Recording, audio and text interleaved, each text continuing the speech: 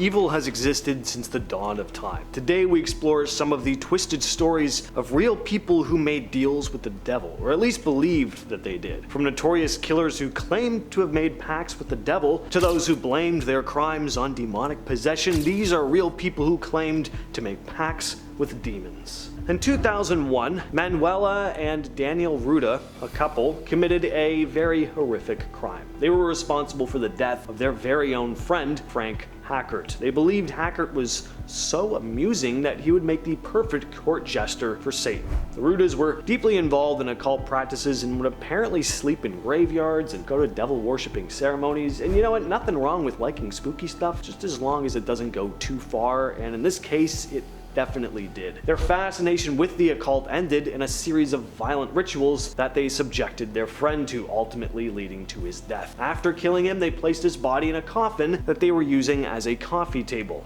They even attempted to dismember his remains, but were then caught before they could fully dispose of the evidence. In 2002, both Manuela and Daniel were convicted of the crime. Daniel was sentenced to prison, while Manuela was committed to a psychiatric institution. Richard Ramirez, known as the Night Stalker, one of the most infamous serial killers in American history. Unlike most serial killers, Ramirez's crimes were very random. There's just no clear pattern to his method other than brutality for the sake of brutality. He'd attack men, women, old, young. He's responsible for a ton of home invasions, violent attacks, SA, and of course, killings. He also viewed himself as a servant of Satan, leaving symbols of the occult at his crime scenes like pentagrams. During his trial, he famously flashed a pentagram tattoo on his palm, claiming his allegiance to the devil. He believed that he was carrying out the will of Satan, claiming that his acts were a form of worship. He often used the phrase "Satan is great" to justify his actions. Gilles de Rais was born in 1405 in France. He's known for a lot of things. He was a wealthy nobleman,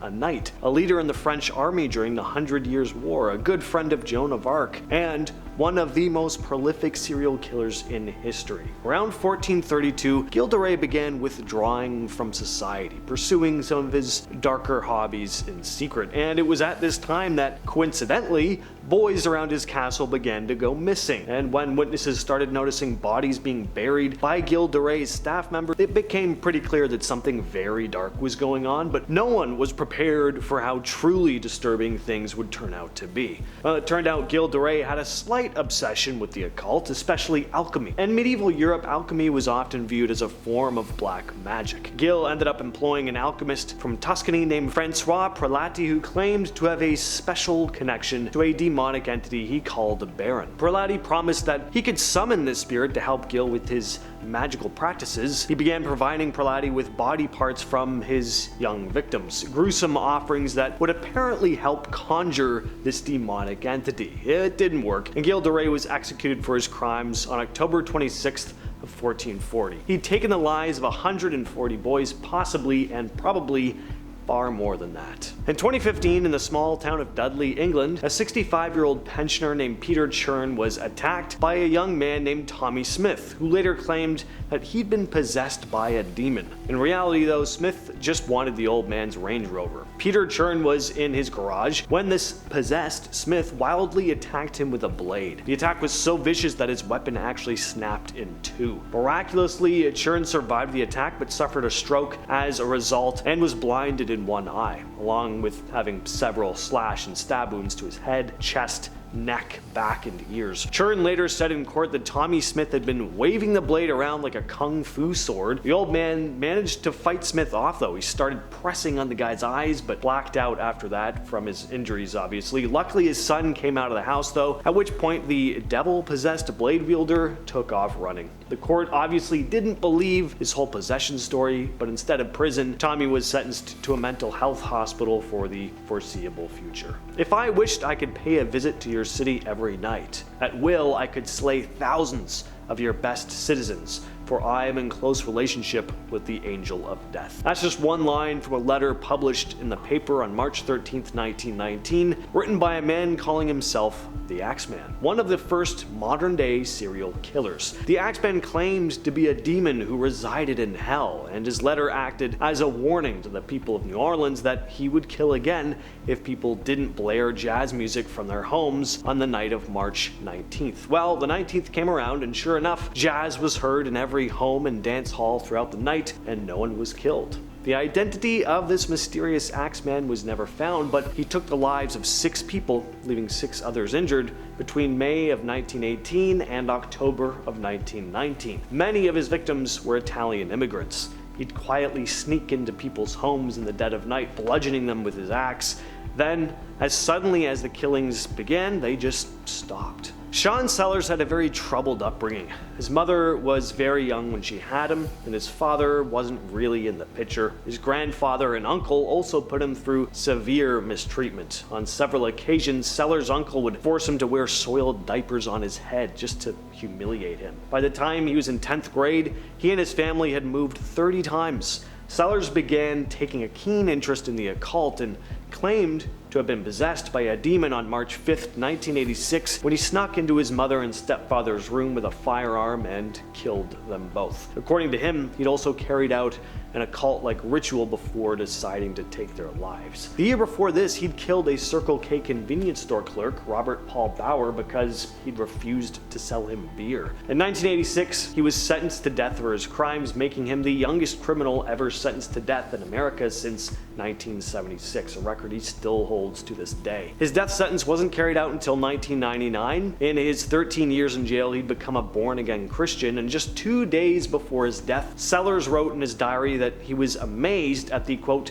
self-righteousness he still encountered from people who didn't know him. Going on to write, "People, for one moment, get your eyes off my sins and look at your own. You want to harp on something that happened 13 years ago.